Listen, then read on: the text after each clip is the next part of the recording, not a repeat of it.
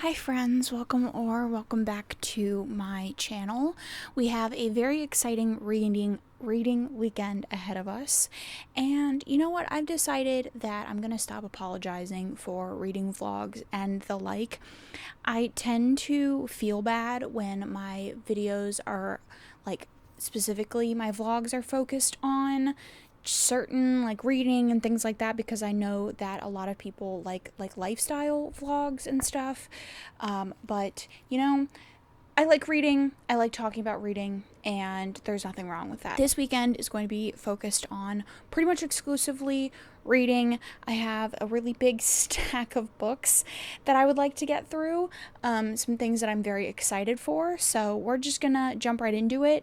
I was going to do a little bit of a 24-hour readathon situation, but I'm just not built for those. So I am currently reading Clockwork Prince, and I'm buddy reading this, but I don't know how much reading of this I'm actually going to be doing, but that is kind of on the back burner as a possibility to be read, occasionally chapter here and there. The majority of the things that I'm focused on are these 3 contemporary romances and also the first 7 volumes of the Lore Olympus series.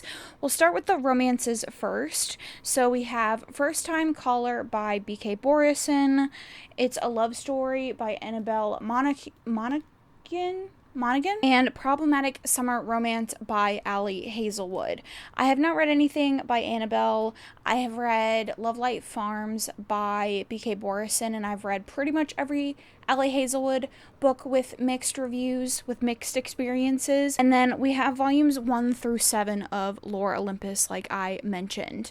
This is a Hades and Persephone webtoon that was published into physical copies. I have read a decent portion of the webtoon on Webtoons, and I've also read a couple of the physical editions, but I just haven't had the wherewithal, if you will, to finish out the series. But I'm pretty sure Rachel Smith made a statement or something about the series having wrapped, so I would like to get to it and finish it. I'm gonna read this at some point and then possibly finish out the story on Webtoons, because I do know it's still there, but Webtoons kind of gives me a headache when I read it, so we'll see. But I'm definitely going to be reading these volumes. I do need to prioritize these, especially these 2, because they are due back to the library sooner, but I have a feeling I'm going to do the Lore Olympus in between as kind of like a cleanser, palate cleanser, if you will. Even though Lore Olympus is my schedule is clear. I am excited to have a good weekend at home reading some books. I'm pretty sure it's supposed to be rainy, which we love, and it's still unbearably hot, but hopefully the rain kind of makes up for it. So I'm going to finish a couple of things, for some video planning things and stuff, and then wrap up for the day. I might play some Marvel Rivals with my partner, but once I'm into reading and have some thoughts on some books, we'll talk about that.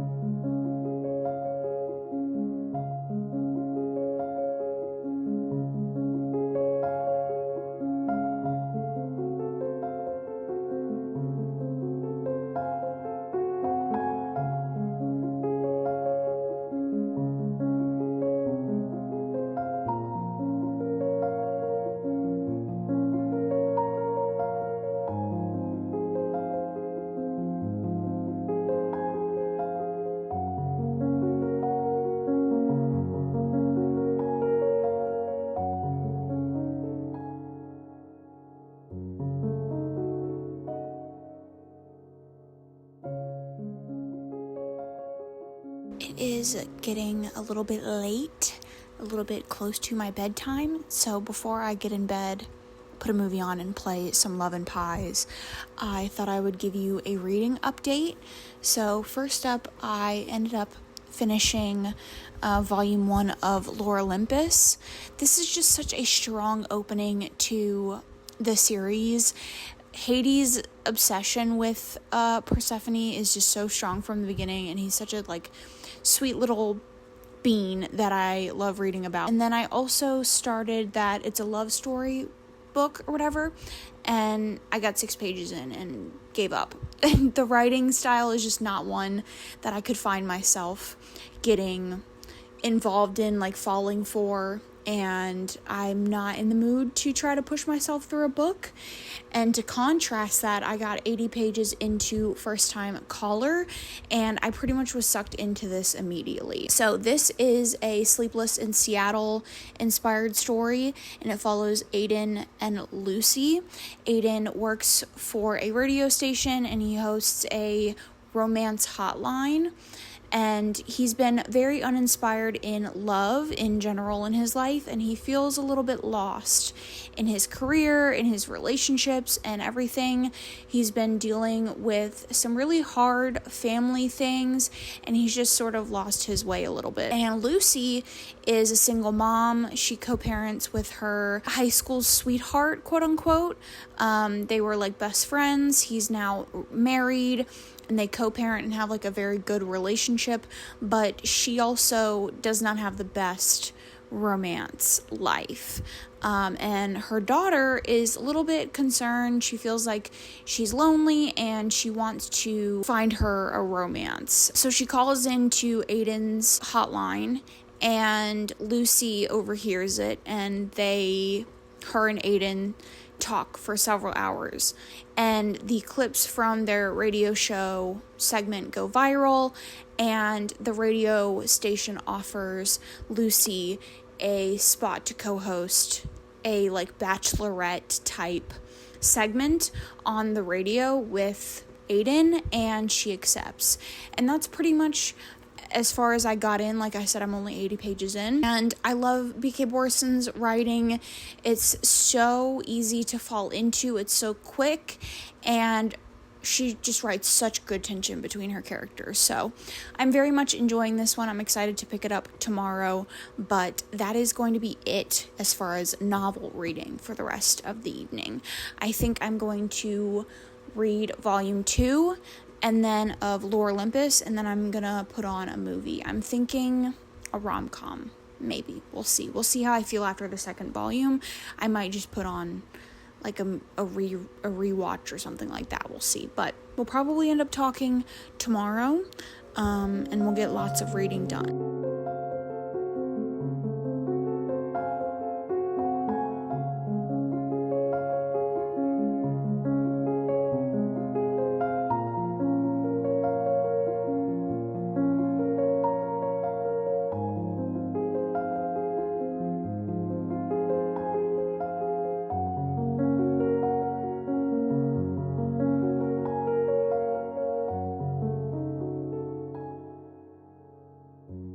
I stayed up much later than I intended to reading Lore Olympus.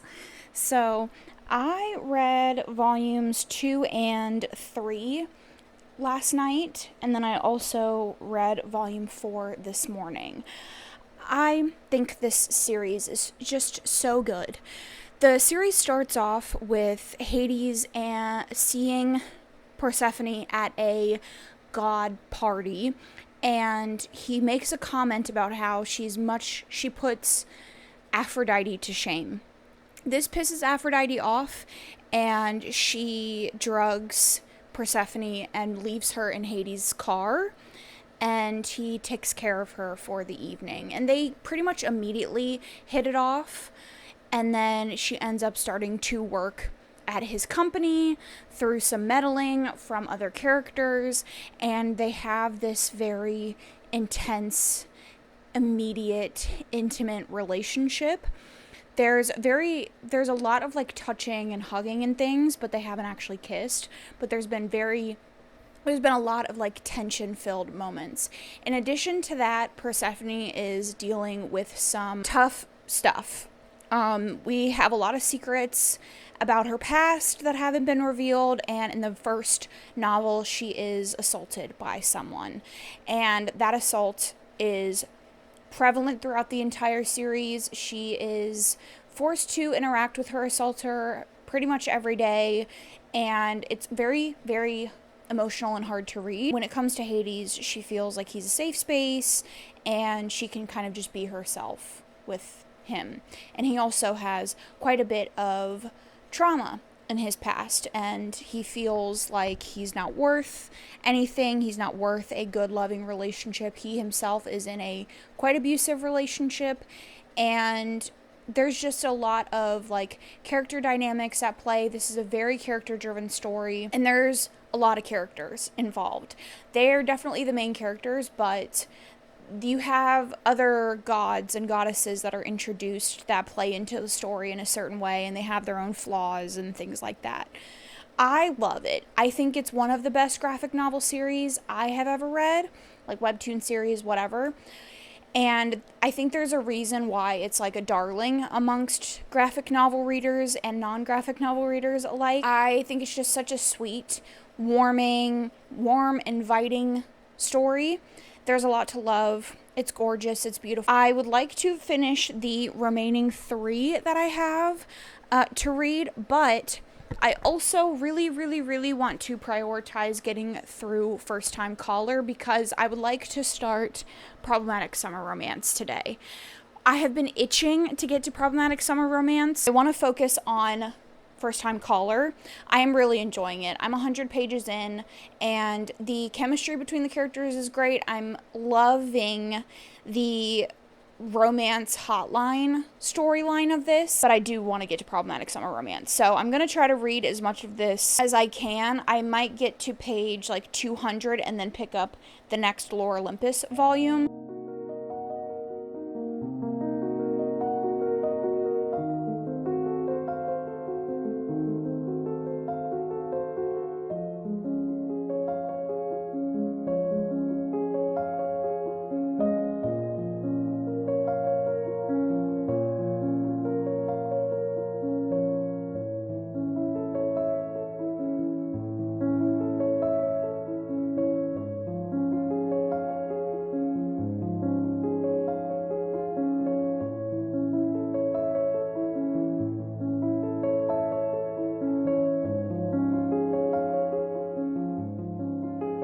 So, not only did I finish all 7 volumes of Lore Olympus, I also managed to finish First Time Caller. I really was enjoying this book until we got halfway through, and I just wasn't feeling it anymore. So I landed on a 3-star for it. I was not enjoying, or I did not enjoy, the relationship development. Growth of the hero was really lacking.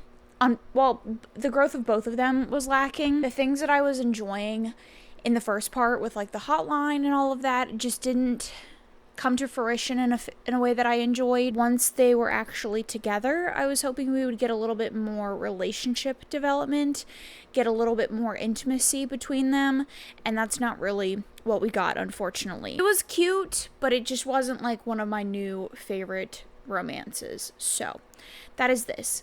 That being said, that means that it is time to move on to Problematic Summer Romance. And I'm excited. I'm hoping that I'll enjoy it. I'm kind of just like ready to dive in. It is a little bit late, so I'm probably just gonna curl up in bed and start the novel. Probably won't get too terribly far in, and then we'll just talk tomorrow about my thoughts. But pretty excited for this one, so I'm gonna do that.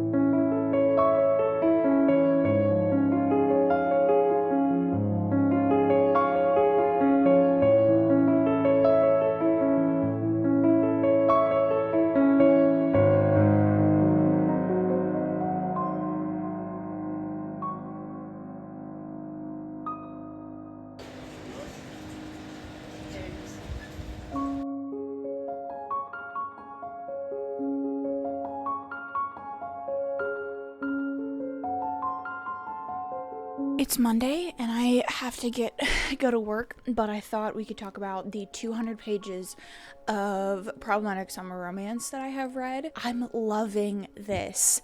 This is very different than some of Ali Hazelwood's other books. Specifically, the heroine of this is very different. We're used to like quirky, galaxy-legging, science-y, like nerdy girls, and while Maya, the main character of this one, is sciencey and nerdy, I wouldn't say she's like quirky Her main personality trait that we have seen on full display is she's very headstrong. She's had a lot of tough stuff in childhood. She lost both of her parents. She had kind of a rocky relationship with her brother, who is the hero from the first book in the series.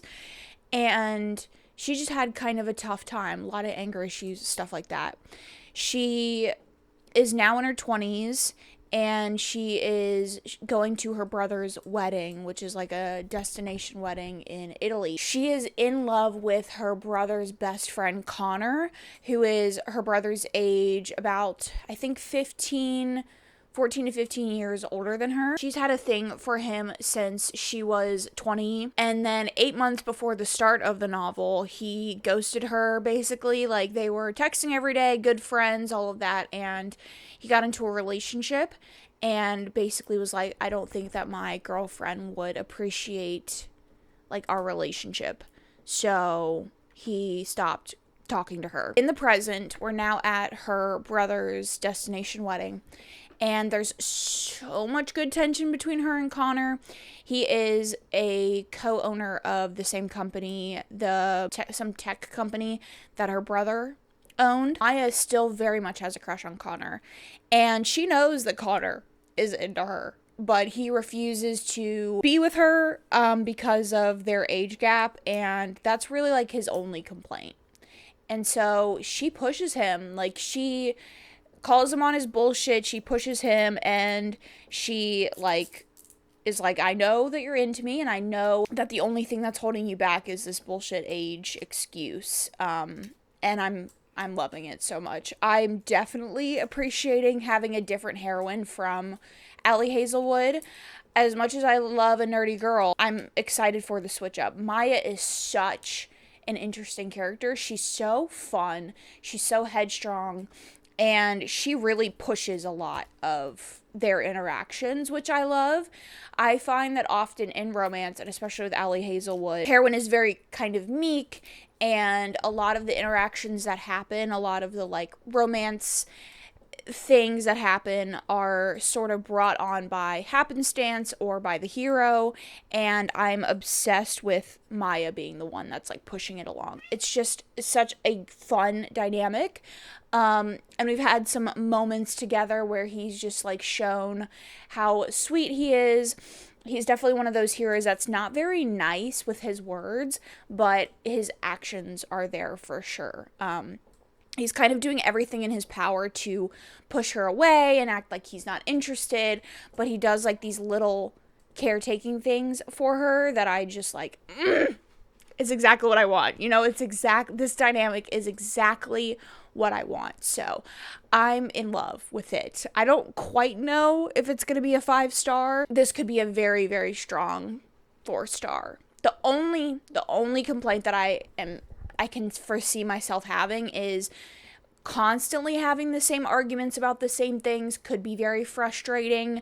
And so I could see that being a downside for me, but we'll see.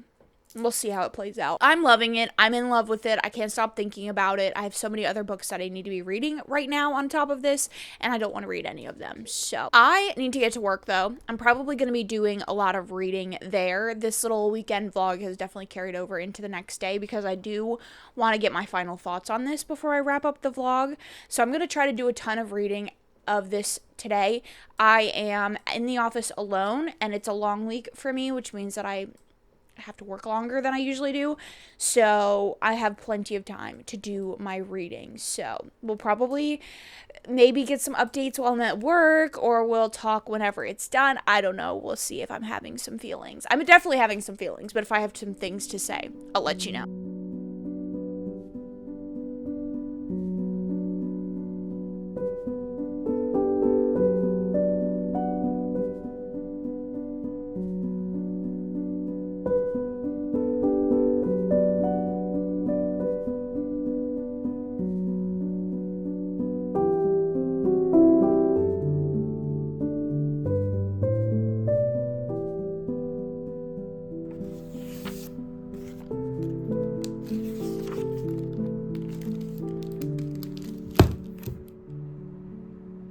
Your Honor, and my esteemed members of the jury, a very dishonorable crime has been done unto me by this book. I'm an Allie Hazelwood fan.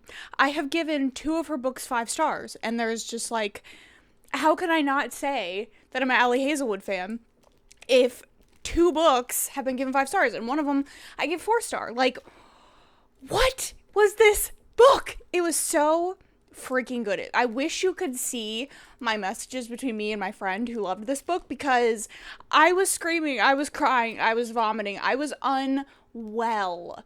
I had a unplanned dentist appointment this morning, and all the time I was sitting in the dentist office, I was racked with anxiety, obviously, but I was also just thinking about the fact that I had this sitting on my desk at work, and I wasn't reading it. Like, I was desperate to get back. I loved the characters. I loved Maya, and that is not an experience that I tend to have with Allie Hazelwood books. Usually, her heroes, I would say, are her strong point, and her heroines are kind of just like there. They tend to have very similar personality. Not here. Maya was a spitfire. Maya was stubborn and beautiful and amazing and gorgeous and had just the right amount of vulnerability. And the hero, man, the hero, could feel his care and love for her from day one. Concerned that I wouldn't like the repetitive nature of their conversations and kind of the idea of what's keeping them apart. And honestly, I thought it was done so well. And I wasn't too sure how I would like the conflict. A lot of their conversations is the hero being very resistant because she is 14 years younger than him. And honestly, it made so much sense, like, why he was so resistant and why he felt like he wasn't good enough for her and why he didn't want to go there with her. But, like, let's be real, he's kind of just an idiot little goober who was, like, in love with her the whole time, and everything that he was doing proved that he was in love with her, and he just needed to, like, fucking say it. But when he said it, it was so brilliant. And there's this thing with their relationship with kissing and all of that, and I won't reveal it because that moment was absolutely stunning, but when this thing happened with the kissing, oh my god, this was so good. This was so good. It was 5 stars. It's unequivocally 5 stars. If I had to find a problem with it, I would say I wish that we had gotten a little bit of the introspection with the hero. We obviously don't get the hero's point of view, and I don't think any of Allie's books has had the hero's point of view, which I like on some aspects and I don't like on other aspects. I do think it makes the author have to have the hero be more communicative, especially with, like, declarations of love and things. But I do wish there was like a turning point in the relationship, and I do wish we got a little bit more of it, just a smidge. But this was the best Allie Hazelwood book I've ever read. I really liked Deep End, but I did have some gripes with that one. I did have some big things that I was unable to look past, and I just don't have anything for this. Like, it was so good. It was so fun. It was funny. I loved the, like, friendships and the friends taking a vacation in beautiful Italy, and also the flashbacks being so vulnerable and sweet, and I just adored this. Like, it was phenomenal. It was phenomenal. I would say if you are a reformed Allie Hazelwood hater, or you want to be a reformed Allie Hazelwood hater, like, please pick this up. It was incredible. That being said, that's it for this video. I finished the book, the one that was left for me to finish. I do have some others that I have from the library, but they're not, like, due as soon as these were. And I just think that this was such a success of a video. Like, Lore Olympus, I just love so much. Even if it's a love story and First Time Caller didn't 100% work for me, I'm very happy with my reading for the weekend. So I would love to talk down below what you read this weekend, this past weekend, whatever, what you've been reading, what you've been loving.